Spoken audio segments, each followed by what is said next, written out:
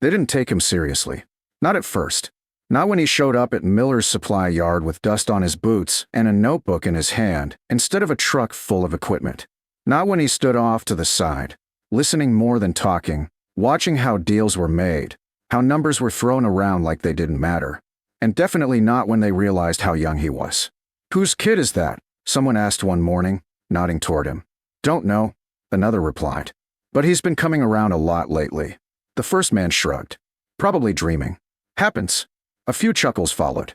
The kid didn't react. His name was Ethan Caldwell, and he wasn't there to dream. He was there to learn.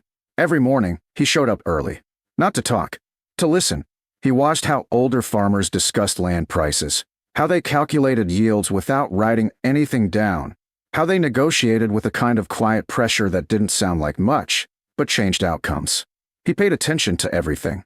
What broke, what lasted, what people regretted buying, and what they wished they had bought when they had the chance.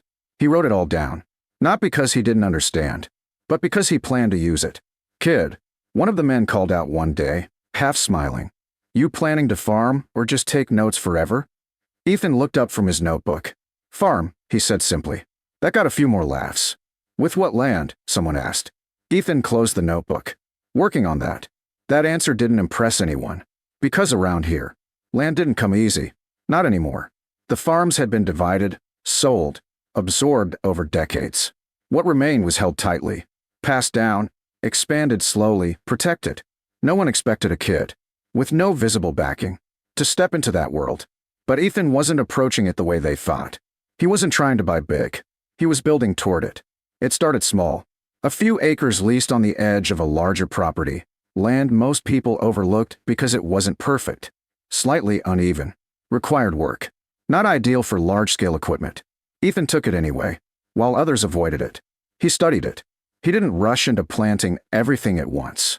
He focused on what that land could handle, adjusted his approach based on soil, drainage, and exposure. He spent more time preparing than producing at first. That alone set him apart. Because most people rushed to see results. Ethan worked to understand them. The first season wasn't impressive to anyone else. But to him, it was exactly what he needed. Proof that he could make land work, even when it wasn't easy. The next step came quietly. Another lease. Slightly larger. Same pattern. While others scaled quickly and dealt with problems later. Ethan solved problems before they had the chance to grow. Word started to shift. Not loudly, but enough. "That kid's still at it," someone said one afternoon. "Yeah," another replied. "Doesn't talk much. Doesn't quit either." That part mattered more than they realized. Because farming didn't reward noise. It rewarded consistency. By the second year, Ethan had expanded again. Still not large. Still not impressive. But stable. Profitable. Carefully managed. And more importantly, debt controlled. That's where most people stumbled. They borrowed fast to grow faster. Ethan didn't. He reinvested slowly. Built from what he had already proven. Which is why, when the opportunity finally came, he was ready. It wasn't obvious at first. The Miller farm had been around longer than most people could remember. Hundreds of acres, well-positioned, reliable ground. But the owner was getting older. And more importantly, he didn't have anyone to pass it down to. At first, people assumed it would go the usual way. A larger operation would absorb it, where it would be divided and sold in sections. That's how it usually happened. Ethan heard about it the same way everyone else did. Through conversation. Through small comments. Through the kind of information that most people ignored until it became urgent. But Ethan didn't ignore it. He started preparing immediately. Not emotionally. Not impulsively. Practically. He reviewed his numbers. His savings. His current operations. What he could stretch. What he couldn't. What risk actually meant. Not just in theory, but in reality. And then, he waited. Because timing mattered. More than anything. Months passed. Interest in the Miller farm grew. Bigger names started showing up more often. Conversations got quieter when certain people walked by. Numbers got mentioned, then dismissed, then raised again. It became clear. This wasn't going to be a small deal. And that's when the assumptions locked in. "No way a kid's even in that conversation," one farmer said. "Not a chance," another agreed. "That land's going to someone established." Ethan heard it. Didn't respond. Because he wasn't trying to be part of the conversation. He was waiting for the moment it mattered. It came on a late afternoon. The owner, Mr. Miller, was standing near the edge of his property, looking out over the fields the same way he had for decades. Ethan approached quietly. No rush. No pitch. Just respect. Thinking about selling? Ethan asked.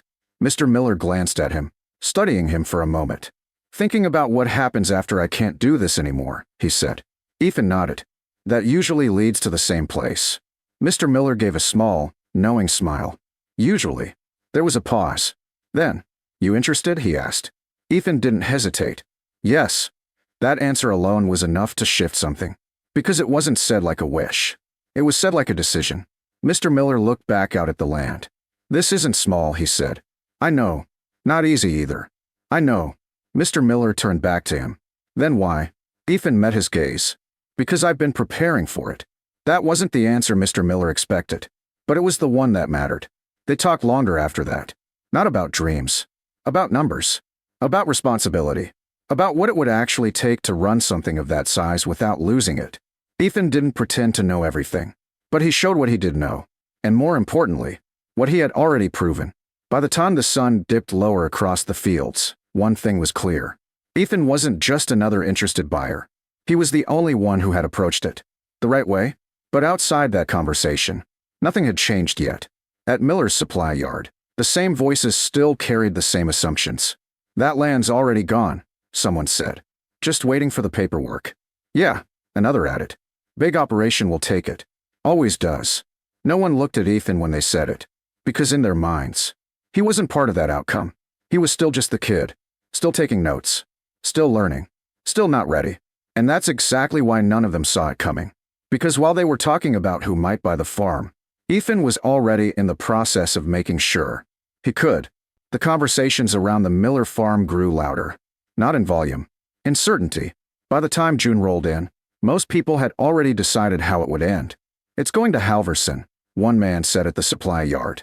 Only one with the cash ready. Or maybe Denton, another replied. He's been expanding for years. Either way, someone added, it's not staying small. A few nodded. Because that's how it usually went. Bigger operations absorb land like that. Faster. Cleaner. Without hesitation. And somewhere in the background, Ethan stood with the same notebook in his hand. Listening. Not correcting. Because there was nothing to correct yet. The process wasn't public. Mr. Miller hadn't announced anything. No listings. No open bidding. Just quiet conversations. And decisions being shaped where most people weren't looking. Ethan had already made his move. Not with noise. With preparation. He sat at his kitchen table that night. Papers spread out in front of him. Numbers he had tracked for years. Yields. Costs. Margins. Savings built slowly, deliberately, without shortcuts. It still wasn't enough. Not on its own. He knew that. Which is why he had done something most people didn't expect from someone his age. He had built trust. Weeks earlier, before the rumors had turned serious, Ethan had met with a local lender, not to ask for money immediately, but to show what he had already done. He brought records. Proof. Consistency. Not promises. The meeting had been quiet. Direct. And by the end of it, the lender hadn't said yes. But he hadn't said no either. He had said something more important. If the opportunity is real, come back. Now it was real.